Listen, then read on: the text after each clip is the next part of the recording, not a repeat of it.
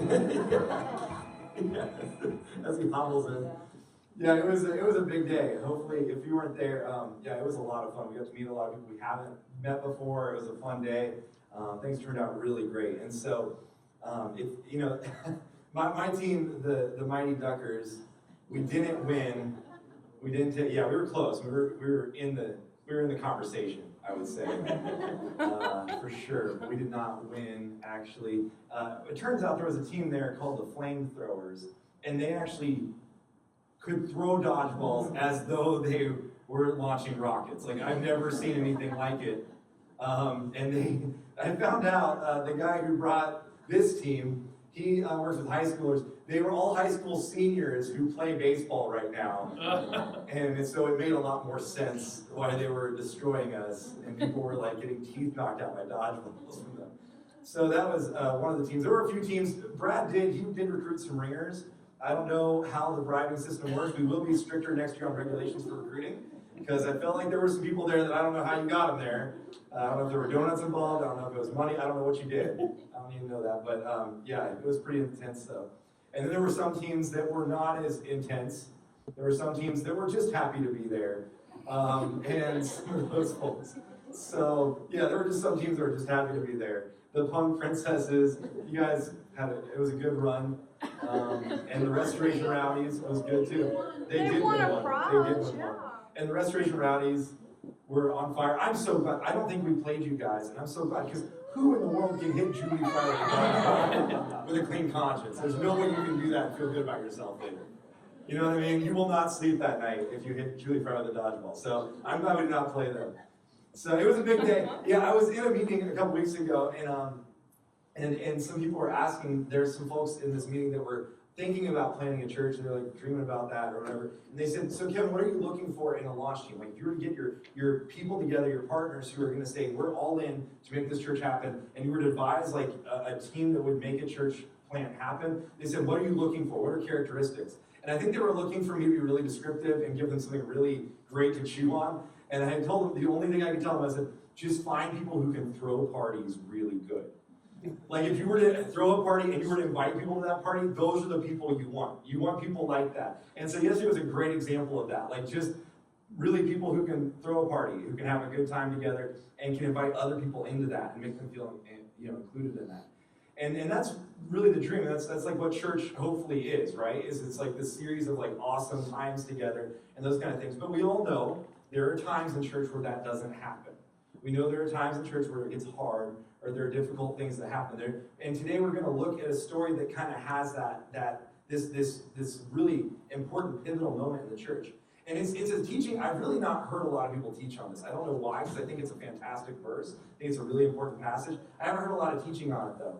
And it's in Acts chapter 15. And really today, what we're going to talk about, I don't usually get like nervous about messages. I don't really feel like that's something I ever do. But when it's something that I want to convey clearly, I get really worked up about it. Because I'm like, this is a powerful passage. And I want to make sure that it comes across well. Because if I were to say this is a thesis, like if there was a thesis for Restoration Church, it would be in Acts chapter 15. It would be what happens in that chapter.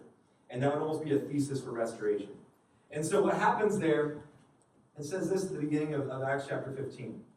It says, certain people came down from Judea to Antioch and were teaching the believers this: unless you are circumcised according to the customs taught by Moses, you cannot be saved.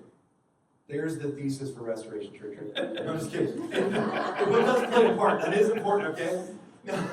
Now, Antioch there's a unique thing happening in Antioch, okay? There's this tension right now that's going on between two different worlds, okay? So follow me for just a second on this brief history lesson of what's happening here. Okay, so there are folks that are Jews and there are folks that are Gentiles. Now the Jews, some of the Jews are saying that they now are followers of Jesus, they don't consider that converting to something new. Okay, the Jews at this time would not have considered converting to Christianity or to becoming Christians. That would not have been a conversion for them. Because their thought is, this is our lineage. Jesus came from the Jewish lineage. The Jewish prophets foretold about Jesus. Therefore, Jesus is our Messiah. Does that make sense? So the Jews are saying this is already our Jesus. This Messiah is our Messiah. So we're not converting to something new because it's already ours. We belong to this. This is our thing. Does that make sense? So they're saying this is already what we're a part of. But then there's this other sect of people, the Gentiles. Now the Gentiles were not Jews. They had no religious affiliation really to speak of. And when they came to know Jesus, they came with no background. They came in with no religious affiliation. There was nothing further behind them. So they just came in brand new to becoming followers of Jesus. In Antioch, we have this unique convergence of the two. And the Jews had all these rules, all these things that they had been a part of, right? Actually, at this time, it was believed that they had about 613 laws that they had to follow. Okay, so 613 laws that the Jews are like, I followed this since I was born. I've done this forever. And they knew their rules, they knew their regulations, they knew the things they had to do. And again, they're saying now we're following Jesus, and he's a Jewish Messiah because he came from a Jewish lineage and Jewish prophets. Therefore, he's a Jewish Messiah. So Gentiles, if you want to follow Jesus, you need to become Jews too. And so part of their welcome class was, fellas, no matter your age, not just the little ones, all the guys, it's time for you to get circumcised. Naturally, this would cause controversy in the church. Even the rest of the 613 rules probably aren't that bad, but this one, I don't know about this one, right? If you think committing to 3 Sunday nights for Restoration Beginnings is a lot of commitment, this one's not that bad. By the way, that starts tonight. You're welcome to be there. So, that was free. Okay, so, but this is like where this is the convergence, is now it's like, okay, we're both in the same place. In fact, Antioch is such a unique place because Gentiles are actually outnumbering the Jews. It's starting to turn upside down. The Jews are not the mainstay in the church anymore. Actually, Gentiles are starting to become more and more prone to become Christians and be a part of this. Antioch is actually the first town where they coined the name Christians because they needed a new name. It wasn't just Jews anymore, and it wasn't just Gentiles coming into something new. They needed a new name. What are we called? And they became this name Christians. That happened in Antioch first. So this debate is happening about do all these people have to get circumcised? All these men have to get circumcised to become Jewish, just like the Jews that are part of the church.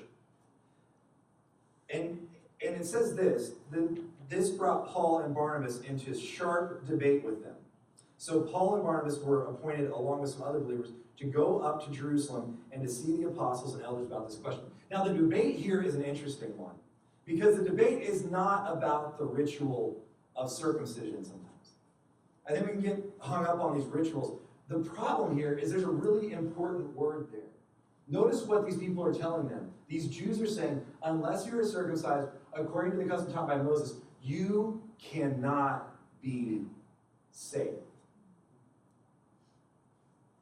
Anytime that we think what we do will save us, we've missed the point. We have to realize that what Jesus has done has saved us. Amen. See, that's the problem there, is they think they can work their way into this. And church people, let's not kid ourselves. That's us. We put up these rules, we put up these regulations, we feel good about ourselves because we follow them, and we think that they will save us. At the end of the day, that's not what saves us. Only what Jesus has done will save us. That's the debate they're having. That's the debate that's going on.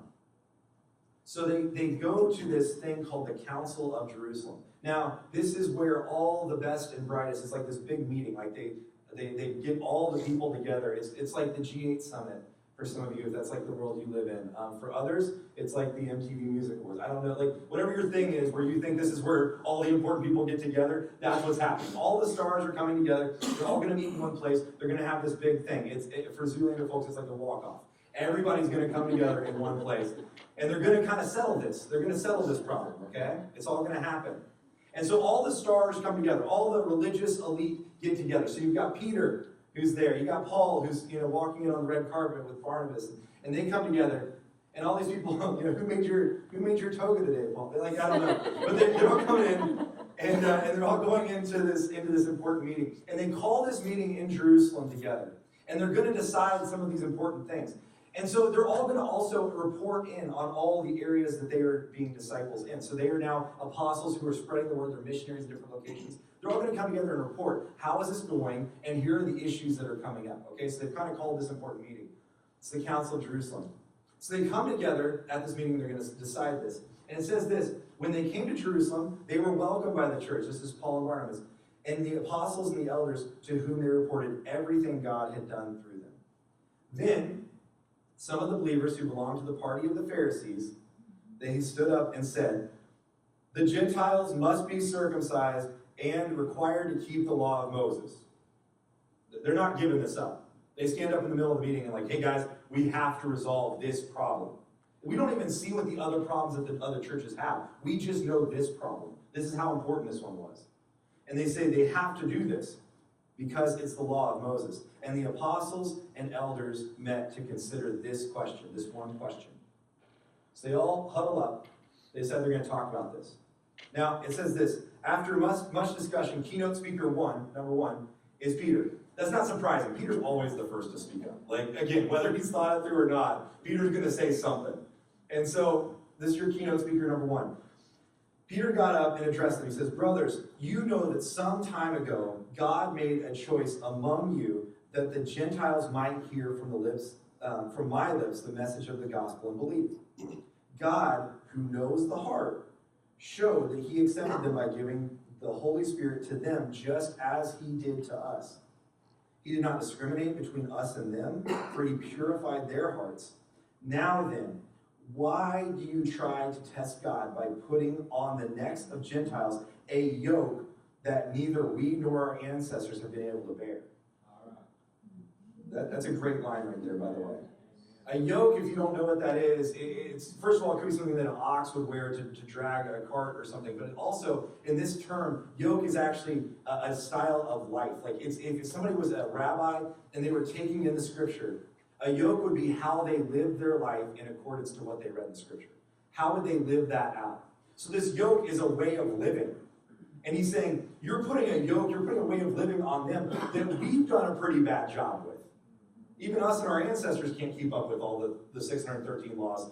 And we're not even doing a good job. And now you're going to put it on them? That's what Peter says. Then he says, no, we believe it is through the grace of the Lord Jesus that we are saved, just as they are. Amen. So Peter steps up first, and he makes a pretty good argument here, right?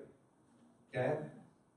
So keynote speaker 2, the whole assembly became silent as they listened to Barnabas and Paul telling about the signs and wonders God had done among the Gentiles through them. So they came in with their PowerPoint and their pie charts, and they're like, look at how good things are going where we are.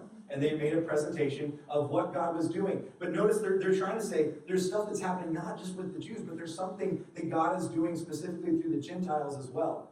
We can't really explain it, but there's awesome things that are happening, not just with people who have been in religion their entire life, but those who haven't. And so he's making this case for them as well. And then, when they had finished, keynote speaker 3 is a little bit of a surprise. But it says, when they finished, James spoke up. He says, brothers, he said, listen to me. Now James, I feel for James. We have this phrase in my house. I have Jane, who's 5, and I have Oliver, who's 4.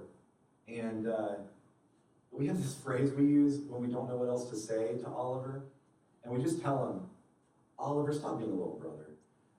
Because you know how little brothers are, right? Is anybody else a little brother? Anybody in here a little brother to somebody else? There's a little brother. We got a couple little brothers. Okay. Yes. You know. I mean, anybody have a little brother? Yeah, okay, there we go. You know that there are some things little brothers can just do. It's magic, really. I don't know how they know how to push the right buttons at the right time, but my son adapted to that so quickly. And there are things he can do to his sister where he can just push the right buttons, just say the right things, just at the right time, just to get under her skin. And the only thing you can say is stop being a little brother. Like, just stop being a little brother. I don't know what else to say to you. Like, stop annoying your sister, stop pestering her. I don't know how else to say it. Just stop being a little brother. He's a really good little brother at that. And little brothers are good for this. Now, James is the little brother of Jesus. I have a brother who's big. He's a large man. He's physically a large man. He's about 6'6". He's about like 350 pounds. He's a large man.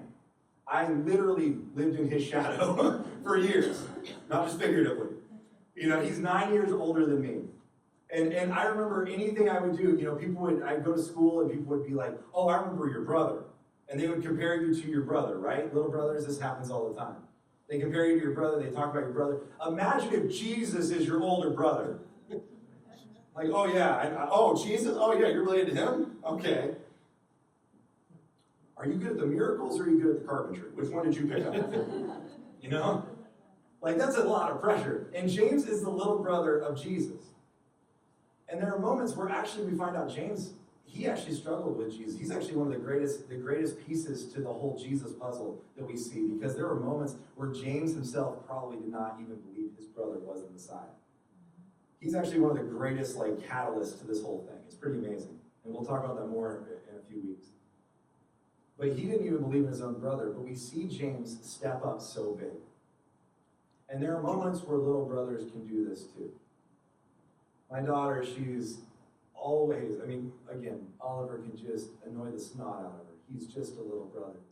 But I'll tell you what, as soon as she started going to school and he didn't, she missed her little brother. There are moments where you really like your little brother. There's moments little brothers come through. Yesterday there was a fun little brother moment. If you were at the dodgeball thing, one of my favorite moments of all time was the flamethrowers, again, that threw flames.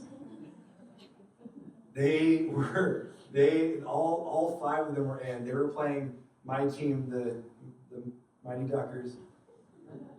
And the Mighty Duckers were not on our game. Let's just say that. And I think they went after the Davids first, which was probably smart, because that would just be logical. And so Davids were out. And so they got the Davids out, and then they went after Ken, they went after me, and they got me out, they got Ken out. And suddenly, it's 5 of these high school baseball players against one Ryan Morris. And Ryan, who was sitting up here just a few minutes ago, Ryan's a little brother. And Ryan's he's all by himself, right? And there's these 5 men and Ryan, and Ryan fended for himself. And actually, it was one of my favorite moments. Everybody started cheering him on, right? And he feels the energy of the crowd, and the adrenaline starts flowing in his little body. And he throws one ball, and our friend Austin, who is a nice guy, but also a good sport, he got hit by the ball. Now, whether that was Ryan's doing or Austin's mishandling, it's still debatable. We're still watching the replays back. But then he got some confidence, and he picked up the second ball, and he threw the second ball, and he legitimately got one of those guys out, for real. It was awesome. It was the best moment of the day right there. It was amazing. And afterwards, it was so funny because he got out eventually. He did not win the tournament for us. But he got out by the other 4 humans, or the other 3 humans that were 6 times his size. And again, we have not done drug testing yet. We're working on that too. And so he gets out by the other 3 guys, and he comes over, he looks so defeated. He's like, oh man. We're like, dude, you did awesome. You did awesome. That was amazing. And I wonder if there are moments like that with James, where James is in this little brother's shadow, but once Jesus is gone, it's just him. And it's he's going to do something awesome. He's going to step up so big, and he does. This is the moment he chooses to step up, and from this moment on, he becomes this church leader that really is fearless, and everybody looks to James through the rest of the New Testament. James becomes the guy. He's no longer the little brother. He's no longer in the shadow. He's actually got his own faith that is in his own heart, where he's actually moving forward in the church, and people respect him as a leader. He's no longer just the little brother. And he says these words, and these words are so powerful. This is what he says. He says, Simon, Peter, who just spoke first, has described to us how God first intervened to choose a people for his name from the Gentiles. The words of the prophet are in agreement with this. They're in agreement with what Peter said. As it is written, and then he reads this passage. He has this passage up in his mind. He says, "After this, I will return and rebuild David's fallen tent. Its ruins I will rebuild, and I will restore it, that the rest of mankind may seek the Lord. Even all the Gentiles who bear my name, says the Lord, who does these things from long ago." That's out of Amos. That's out of Amos chapter 9. What he's saying is, he's like, yes, guys, I get it. Yes, those are our prophets. Yes, that is our lineage that Jesus came through. And yes, Jesus is our Messiah, but he's not just for us, he's for everyone. And the Bible proves itself true. The prophecy was written, this was going to happen. And it's happening. And why are we not letting it happen? And so he says this, "It is my judgment, therefore, that we should not make it difficult for the Gentiles who are turning to God." Oh. He just gives these two caveats. "Instead, we should write to them, telling them to abstain from food polluted by idols and from sexual immorality and the meat of strangled animals for blood." Now, some of those food things are honestly just saying, let's not offend your Jewish friends. Don't offend them. Don't be stumbling blocks to them. Don't do something they wouldn't do. Just be kind in how you treat them. Respect their tradition. And secondly, the sexual immorality thing, and we will talk a lot more about this. The early church, just for the record, they were known for their sexual morality. That was what set them apart. That has never, ever, ever been weakened. It doesn't matter what culture says, doesn't matter what society says, that has never, ever been weakened by the Bible. The Bible is always clear about sexual morality. Just always has been, always will be. And he gives that, which is important. But notice what he says, let's not make it difficult. We make it difficult all the time for people who are not church people to become a part of the church. We just do. We do it all the time. One of the areas I see this most frequently, and this is just me. I don't know. I'm not trying to get on a soapbox. This is me. I see it primarily in the next generation. It feels like every generational handoff of the church is this unbelievable tug of war, where the next generation has to fight just to be a part of the church. That's not fair. Somebody handed you a baton once. They handed me a baton once. It should not be a tug of war. And it feels like that every generation, where they're fighting to become a part of the church, and we're saying, no, here's all the things you got to do first. That drives me crazy. I've been in churches, one of the first churches I worked at, they asked me if I would create a worship band. They had no idea what they were asking for. And they were just doing literally a piano and an organ and a choir with robes, right? I said, would you create a worship band? Now, I was all of 18 years old and had a lot of wisdom. And I was like, yeah, let's just, so I swept the whole stage to one side with the piano and the organ and moved the choir aloft and brought in some screens and some projection and just made everybody mad. And then I got this little band together of people who had no idea how to play instruments. They had no idea what they were doing, but they were young kids and they were willing. And they came in and we did the first service. I remember the very first service we ever did like that. And we had there was this one woman who, as soon as she came in and saw it, her name was Nola Frick. I only remember that because Frick is a fun last name. And Nola Frick came in and she saw what had happened and she was so angry. So angry. She played the organ. And I said, well, this is for these younger folks and they have something they want to give. I kid you not, that whole first service, those kids led worship on stage. She stood in the choir loft like this the entire time. It was not that loud. She stood there like that the whole time. We had words afterwards. Those kids, I understand they're not playing your style of music. I understand they're not wearing what you wore. I get that stuff. But we should not make it difficult for them because they have willing hearts to serve their God in the way that He gifted them. All right. I don't know what else you do with that. We do this all the time. We just do. The church I worked at in Washington, there was a point where they were changing up their services a little bit. Now, the church there that I worked at, it was 108 years old, so it was not a new church. 108 years old. About 20 years ago, they started making some changes, where they were like, you know what, this church, it was doing all right, but they're like, we need to kind of move a new direction in what we're doing. And so they started this contemporary service thing, right? And at the time, that was all the rage. They had this contemporary service and they had the traditional service. Well, the contemporary service started taking off, started getting bigger and bigger. And they had, at one point, had to have a meeting, similar to this. And they had to come together, and everybody stood in the room. And everybody, they brought in, it was almost divided like this. Like, it was almost like the folks that have been a part of this church for 70 years, and the folks who have been a part of the church for like the last 6 months. Right? And they had this debate about what are we doing with this contemporary stuff, and with all this new stuff, and with trying to bring in people who don't know Jesus yet. And there was a lot of concern about it. They really had conversation. There was a fellow in the church who had been there almost since opening day. Literally. He had been there forever. He passed away just a few years ago, in his late 90s. He'd been at the church since the day he was born.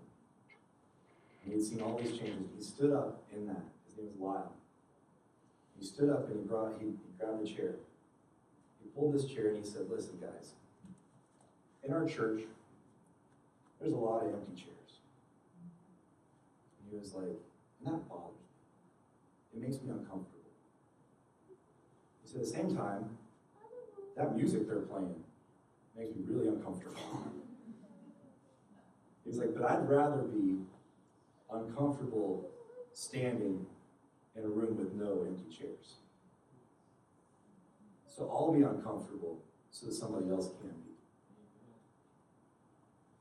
See, we don't want to be people of comfort, we want to be people of courage, right?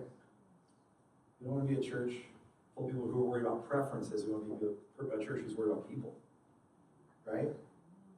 Not one that's worried about religion, we're worried about relationships.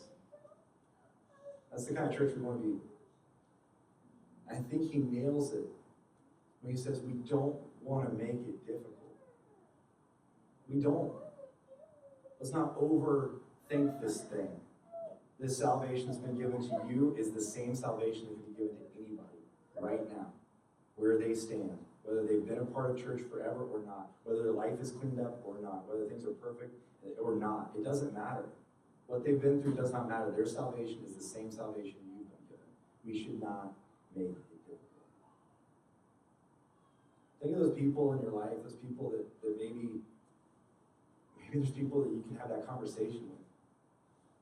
There's people, I know how many people I talk to, they're like, I have to have my life cleaned up before I come to church. And I'm like, no, you don't. That's why we have church. But we as the church have made it difficult time and time and time again. Restoration must be a church that will not make it so difficult. I feel let's stand together. We're going to pray and kind of reflect on that scripture a little bit. Do you think about that? Think of the people in your life who maybe need to hear that it's not difficult. Think of the people you need to have conversations with that maybe think it's difficult, that you need to let them know it's not. Think of the times where we've chosen preference over people, religion over relationships, chosen comfort over courage. Take those steps to reverse those things.